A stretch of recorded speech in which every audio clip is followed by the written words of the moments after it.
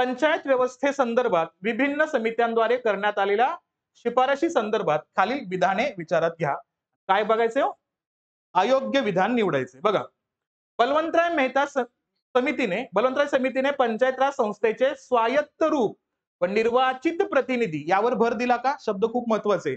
निर्वाचित प्रतिनिधी, निर्वाचित सदस्य नाही हा. फक्त शब्द फिरवला तर विधान चुकीचं झालं असता. पण प्रतिनिधी कसे पाहिजेत? निर्वाचित. मग आपल्या भारतातला पहिला आयोग किंवा समिती जे सरपंच प्रत्यक्ष पाहिजेत असं म्हणणारे कोण आहेत?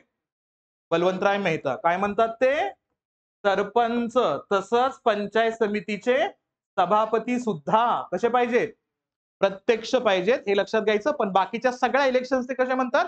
इनडायरेक्ट नॉमिनेट पद्धतीनं त्या ठिकाणी सदस्य निवडून आणले पाहिजेत. आणि त्याच्यात थोडंसं उलट आहे. कोणाचं? वसंतदादा नाईकांचं. त्यामुळे हे लक्षात ठेवायचे. काय? निर्वाचित प्रतिनिधी असावेत का? तर यस.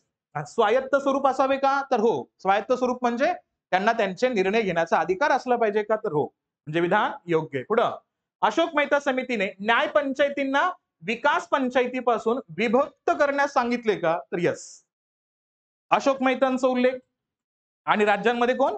बोंगिरवार समितीचा उल्लेख या ठिकाणी आपल्याला जोडायचा आहे. पुढं, एल सिंघवी समितीने पंचायत राज व्यवस्थेला घटनात्मक दर्जा देण्यात यावा अशी शिफारस केली का? हो. यांचं अनुकरण कुणी कुणी केलं? यांच्या अनुकरणचा उल्लेख लक्षात घ्यायचा. या ठिकाणी संगम समितीचा उल्लेख असेल, सोबतच सगळ्यात महत्वाचा संदर्भ मांडला तर एल.के. झा समितीचा रेफरन्स असेल. आणि त्यानंतर ते कुठं मांडण्यात आलं? लोकसभेमध्ये. झालं का मंजूर ते? यस, झालं. आणि त्यानंतर कुठं मांडण्यात आलं होतं? राज्यसभेमध्ये. मंजूर झालं का? फेटाळलं ना. कितव्या क्रमांकाचे विधेयक होते ते? 64 आणि 65 नंबरचे. दोन्ही लक्षात ठेवायचे आपल्याला. पुढं, जी.व्ही.के. राव समितीने अनुसूचित जाती व जमातींसाठी पंचायत संस्थेमध्ये आरक्षण असावे असा उल्लेख केला का? मगाशी सांगितलं. जी.व्ही.के. काय म्हणतात? विकास आयुक्त. काय म्हणतात ते? विकास आयुक्त. ते रिझर्वेशन बद्दल बोलत नाहीत. मग काय लक्षात घ्यायचं? चुकीचं कोणतं आहे? फक्त ड. सरपंच उपसरपंच हे खूप जास्त चर्चेमध्ये राहतंय. त्यामुळे लक्षात घ्या, सरपंच उपसरपंच यांच्या विरुद्ध अविश्वास ठराव मांडण्यासंबंधी खालील विधानातून योग्य नसलेलं शोधायचं. पहिलं, सरपंच उपसरपंच यांच्या विरुद्ध अविश्वास ठराव मांडण्यासाठी 1/3 सदस्यांनी तहसीलदाराकडे सभेची मागणी करावी लागते का? यस, बरोबर आहे. ठीक आहे. आणि जेव्हा सरपंच प्रत्यक्ष असतील तेव्हा तिथं फक्त 1/3 ऐवजी किती? 2/3 लक्षात घ्यायचं. पुढं, यांच्या विरुद्ध अविश्वास ठराव 2/3 मतांनी मंजूर व्हावा लागतो. विधान अर्धवट आहे. का? पुरुष उमेदवार असेल तर 2/3 लागतो आणि महिला उमेदवार असेल तर 3/4 लागतो. ठीक आहे. त्यामुळे विधान ब बरोबर. पुढे, या पदावर निवड झाल्यानंतर 3 महिन्यांपर्यंत अविश्वास ठराव मांडता येत नाही. 3 महिने का 6 महिने? आणि नवीन सरपंचांच्या बाबतीमध्ये पहिले 2 वर्ष मांडता येणार नाही आणि शेवटचे 6 महिने त्या ठिकाणी मांडता येणार नाही. पण एकदा फेटाळल्यानंतर 2 वर्ष मांडता येणार नाही. राहील लक्षात? हा मुद्दा याच्यामध्ये आणूया. किती असेल मग इथं? 3 महिने आहे का? नाही. किती?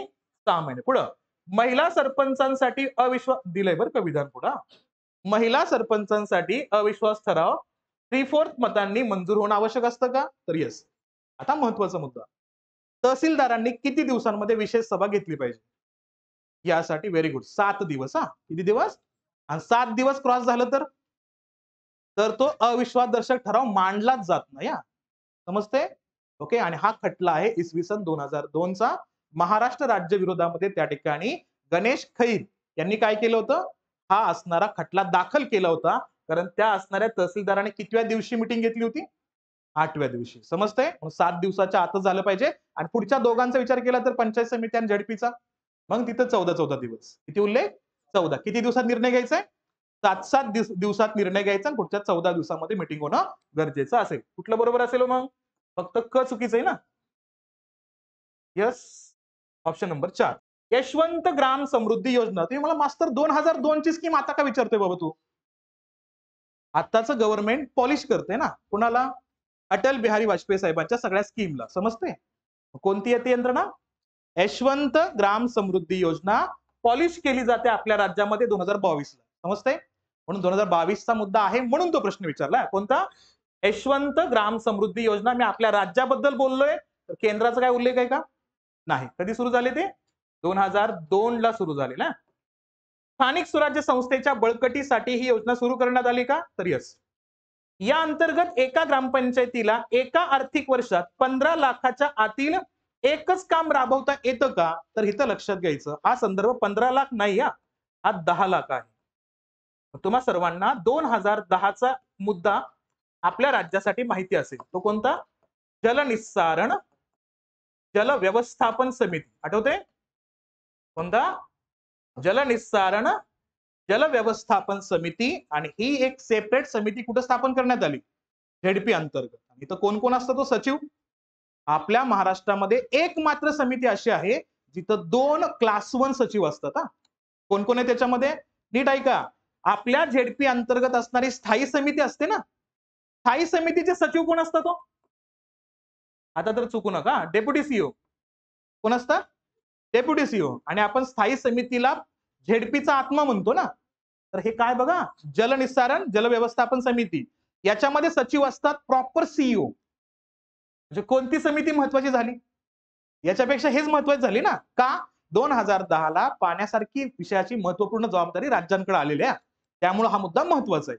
आणि इथं लक्षात घ्यायचं, याच्यासोबत ऍडिशनल सीईओ पण असतो. कोण आहेत? 2 क्लास 1 अधिकारी झाले. पहिला कोण? सीईओ. आणि दुसरा कोण?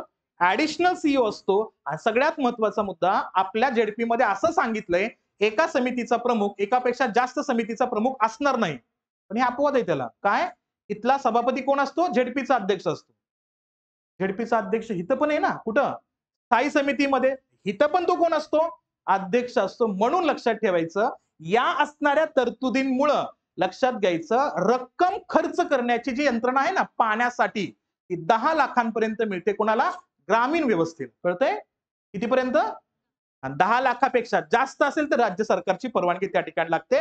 म्हणून जिथं जिथं तुम्हाला हा प्रश्न दिसेल, हा मुद्दा दिसेल, डोळे झाकून लक्षात ठेवायचं. 15 लाख किंवा किती मांडलं तरी चुकीचं असेल. फक्त किती असेल?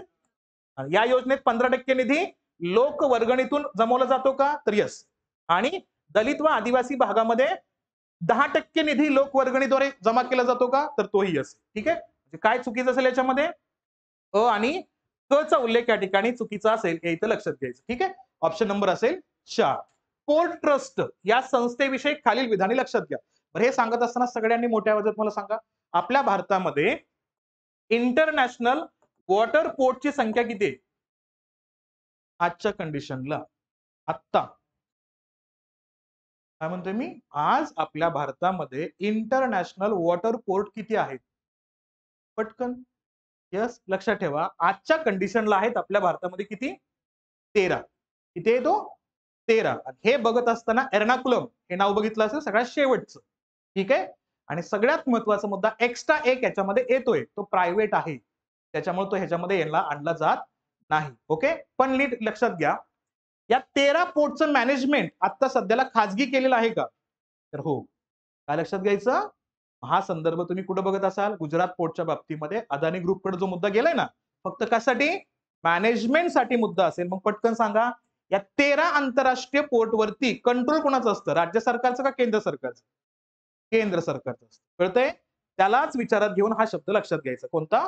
Port trust. म्हणजे एनपीटी ऐकलं असेल तुम्ही ना, जवाहरलाल नेहरू पोर्ट ट्रस्ट, त्याच्यावर कंट्रोल कोणाचं आहे? केंद्र सरकारचं. ठीक आहे. पुढे पहा, ही पोर्ट ट्रस्ट ही समुद्र किनारा लाभलेल्या शहरांमध्ये स्थापन केली जाते का? साहजिक आहे, हो. या संस्थेची निर्मिती संसदेच्या अधिनियमानुसार करण्यात येते का? संसदेचा अधिनियमाचा काय संबंध त्याच्यामध्ये येतोय का? नाही. कारण हा अधिकार कोणाकडे दिलाय? संबंधित असणाऱ्या केंद्र सरकारकडे. आणि इतर लहान पोर्टच्या बाबतीमध्ये कोणाकडे असेल? राज्य सरकारकडे. ठीक आहे. पोर्ट ट्रस्टचा कारभार हे व्यापारी तत्वावरती चालताना दिसतोय का आपल्याला इथं? तर लक्षात घ्यायचं, मुळात त्यांचा संदर्भ हा ट्रेड साठीच असणार आहे, म्हणून बरोबर आहे. पुढं, या संस्थेत निर्वाचित सदस्य नसतात का? तर महत्वाचा संदर्भ काय असेल, की आपल्या भारतीय व्यवस्थेमध्ये निर्वाचित सदस्यांच्या बाबतीमध्ये कोणतीही क्लॅरिटी नाही. ओके. क्लॅरिटी नाही म्हणजेच काय त्या ठिकाणी? प्रत्यक्षात आपण आता या विधानाला योग्य म्हणू शकतो. निर्वाचित सदस्य शक्यतो नसतात. काय असेल हो? चुकीच्या विधानाचा उल्लेख केला तर फक्त ब या ठिकाणी चुकीचा असेल. क्वेश्चन 26. आणि आमच्या साहेब लोकांना पहिल्याच लेक्चर मध्ये सांगत असतो हा मुद्दा सर्च करायला ना मी. कोणता? की आपल्या महाराष्ट्रामध्ये कोणत्याही तरतुदींचा वापर न करता डायरेक्टली नगरपालिका स्थापन करता येते का? तर हो. हे कुठं असतात? याच असणाऱ्या ठिकाणी. ज्यांना काय? महाराष्ट्रात स्वतंत्र दर्जा असलेल्या नगर परिषदा कोणत्या ठिकाणी आहेत? तर सगळ्याच ठिकाणी आहेत. खुलताबाद आहे, महाबळेश्वर आहे, पन्हाळा आहे, पाचगणी आहे, माथेरान आहे. उत्तर काय असेल? वरील सर्व. वित्त आयोगाच्या कार्यांचा उल्लेख केला. भारताच्या संचित निधीतून रक्कम काढण्याची परवानगी देतो का वित्त आयोग? परवानगी देत नाही, तो सजेस्ट करतो फक्त. फक्त एक प्रकारे शिफारशी देतो. चुकीचं आहे. पुढं, कर महसुलातून मिळालेल्या उत्पन्नाचे विविध राज्यांमध्ये वाटप करणं हे तर त्यांचं मेन काम आहे. राज्यांना सहाय्यकारी अनुदानांच्या मागण्यांचा विचार करणं. यस. केंद्र सरकार व राज्य सरकारे अर्थसंकल्पीय तरतुदीनुसार कर लागू करतायत अथवा नाही यावर देखरेख ठेवणे व अहवाल ठेवणे नाही. कारण त्याचा संदर्भ कोण करेल? सरकारचा संदर्भ असेल, कारण तो त्यांच्यावरती निगडीत असतो. आयोगाचा कोणताही संदर्भ येत नाही. डायरेक्टली हे दोन्ही मुद्दे 281 कलमामध्ये मांडले त्यांच्या रिपोर्टच्या अंतर्गत. वाचून काढण्याचा प्रयत्न करा. उत्तर कुठलं असेल? ऑप्शन नंबर 2 ब आणि क योग्य असेल. पुढं क्वेश्चन 41 काय बघा. भारताच्या संविधानातील कोणत्या तरतुदीनुसार राष्ट्रीय हरित न्यायाधिकरण कायदा 2000 मंजूर करण्यात आला? बघा, हा थोडासा फंडामेंटल राईट्सचा एक अँगल घेऊन या ट्रायब्युनल बद्दल क्वेश्चन विचारण्यात आलाय. जीविताच्या, हे तुम्हाला डायरेक्टली सांगू शकता, जीविताच्या हक्क अंतर्गत कलम 21 अंतर्गत येणारा आरोग्यदायी पर्यावरणाचा हक्क म्हणूनच ग्रीन ट्रायब्युनल आलेत. ग्रामसभेचा काय उल्लेख आहे त्याच्यामध्ये? नाही. ब चुकीचं आहे. उत्तर काय असेल मग या ठिकाणी? फक्त कलम 21च्या अंतर्गत या ठिकाणी दिलेला मुद्दा येतो. राष्ट्रीय विकास परिषद हा नियोजन आयोगाचाच एक भाग आहे का? यस. सामाजिक व आर्थिक नियोजनाचा समावेश भारतीय संविधानाच्या समवर्ती सूचीमध्ये समाविष्ट आहे का? यस. पुढं, भारतीय संविधानात अशी तरतूद आहे की पंचायतींना आर्थिक विकास व सामाजिक न्याय त्यांच्यासाठीच्या योजना आराखडे तयार करण्याचं काम देण्यात आलेलं आहे का? तर हो. शिफारशीचा मुद्दा असेल, त्यामुळे तीनही विधानं बरोबर असेल. हा प्रश्न आता सगळ्यांचा बरोबर आला पाहिजे का? वन नेशन वन इलेक्शन जसा शब्द ऐकला ना, तसं वन नेशन वन लँग्वेज गाजतोय ना, तर त्याला हा मुद्दा अपोज करतोय. सांगा, शिक्षणाच्या प्राथमिक स्तरावर मातृभाषेतून शिकण्याची व्यवस्था करणे राज्याचं कर्तव्य आहे अशा संविधानाच्या कोणत्या अनुच्छेदात म्हणलंय? तर त्याला 1 आणि 2 म्हणू नका, ए आणि बी म्हणा त्याला. ओके, कशामध्ये? ए मध्ये. आणि बी मध्ये काय? भाषिक अधिकारी नियुक्त करण्याची जबाबदारी त्या ठिकाणी येते राष्ट्रपतींची, ते पण लक्षात ठेवा. चला पुढं, हे चेंज केलं ना साहेब लोक तुम्ही? चला सांगा, 6व्या अनुसूचीचा उल्लेख केला तर काय दिसेल आपल्याला ठिकाणी? आदिवासी प्रदेशाचं प्रशासन 6व्या अनुसूचीमध्ये चेंजेस करायचे असेल तर संसदेला कोणतं बहुमत घ्यावं लागतं? साधं का विशेष? साधं. Very good. कोणतं? साधं बहुमत. आजच्या कंडिशनला किती राज्य येतो? 4 राज्यांचा उल्लेख करतो. पहिल्या अनुसूचीमध्ये कोणाचा उल्लेख येतोय? राज्य आणि केंद्रशासित प्रदेशांचा उल्लेख. 9व्या अनुसूचीमध्ये कशा संदर्भ असेल? कायद्यांचं संरक्षण, ज्याला आपण जमीन महसूल म्हणतो. 10व्या अनुसूची उल्लेख केला तर पक्षांतर विरोधी कायद्याचा उल्लेख या ठिकाणी आपण घेऊ शकतो.